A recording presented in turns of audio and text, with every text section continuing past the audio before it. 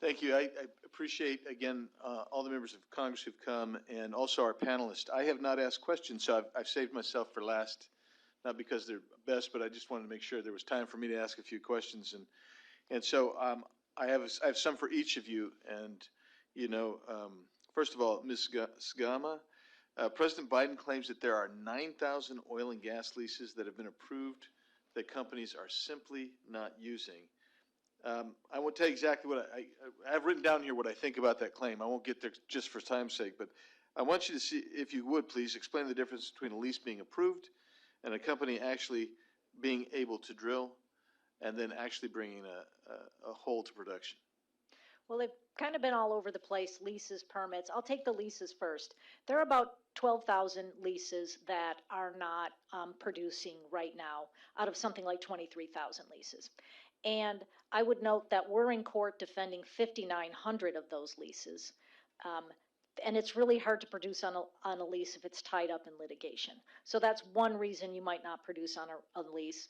Another is you simply do some exploratory work, and there simply isn't economic quantities of oil and natural gas on that lease. So we never are in a situation where we produce on every single lease. And then another reason is the NEPA analysis takes so long on a lease that it's considered non-producing, even if it's in year 8 of the NEPA analysis. So that's another reason.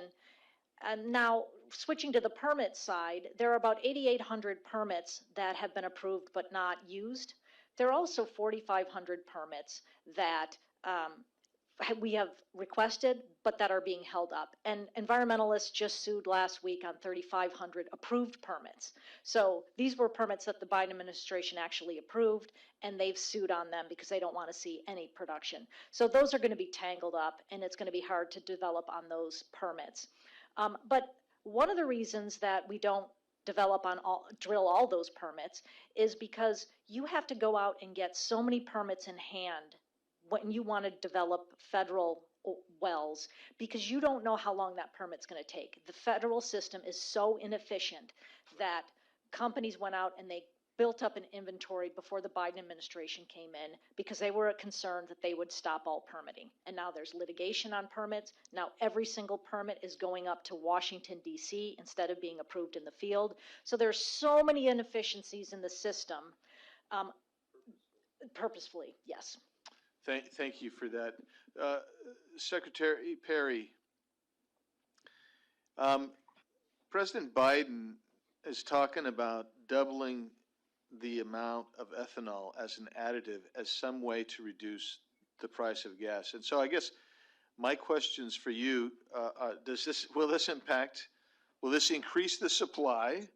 What will be the impact on food production when you start burning food for fuel? And how good will this be for engines? Yeah. These little nibbling around the edges are, and that's exactly what the doing away with the gas tax, getting into the strategic petroleum reserve, increasing the amount of it. This is nibbling around the edge.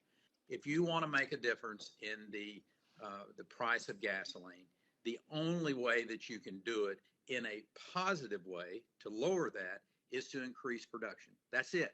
Anything else that you're doing that's not producing production, you're just nibbling around the edges.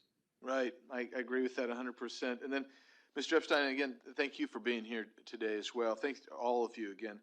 So we've talked a little bit about nuclear as a truly important cog to our energy development if we're going to be truly self-sustaining again. So there's science out there that professes to take the 96% of the nuclear fuel that is not used up in the process, and turning that and reforming it, reusing it, recycling it, repurposing it as a new fuel. Are you familiar with that emerging technology? Yes, but I don't think it's the central issue. Well, it's not the central issue because we won't even approve any nuclear reactor development, right? So that's the central issue. Yeah. Can I say a word on nuclear? Yeah, Because I'm known as pro fossil fuels, but really I'm pro energy and pro global human flourishing, and that requires more of every form of cost effective energy, certainly fossil fuels and also nuclear. So, one thing I'm working on, and I invite anyone here, anyone listening to this who's in Congress to participate, is I think we need a new energy freedom platform, and a key plank needs to be decriminalize nuclear. So, let me just very quickly give you some of the steps for this. We need to banish what's called the linear no threshold hypothesis, which is total pseudoscience that treats any amount of radiation as deadly, which makes no sense. We need to streamline the nuclear licensing process. I think it should take a maximum of 2 years, not 16 years or whatever it often takes. We need to prohibit anti-development activists from participating in the permitting process where they have no place being.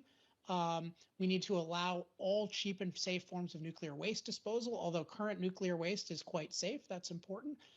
We need to eliminate all government discrimination against nuclear. We need to end all government preferences for unreliable electricity. And I think Secretary/Governor Perry said, and this is really important, the states should be able to take this over. So I think states should be able to opt out of the federal approval process and establish state approval processes. The Nuclear Regulatory Commission is the Nuclear Criminalization Commission. Since its advent in 1975, it has not approved from conception to completion one single nuclear plant and makes nuclear prohibitively expensive. You can't nibble around the edges there either. That needs fundamental reform or abolition. And so we really need nuclear decriminalization. It's not enough to subsidize or to say it's okay. We need to totally decriminalize it. And if anyone is interested, email me at alex@alexepstein.com. I'm very passionate about making this change when we get a new Congress and maybe a new president at some point. Alex, repeat your email again, please.